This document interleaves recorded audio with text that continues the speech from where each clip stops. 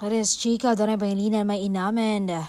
Endgame daw talaga sila ni actress. Gulat na gulat talaga mga chismos sa inamen ni Donnie. Saad niya, alam niyo yun, kapag pala kayo talaga no. I only realized that true love exists nung nagkita kami ulit ni Belle. Imagine wala kaming komunikasyon sa loob ng 3 taon pero parang we're never been separated. Yung parang ang lapit-lapit namin sa isa't isa. Parang hindi man lang nag-fade yung feelings ko sa kanya.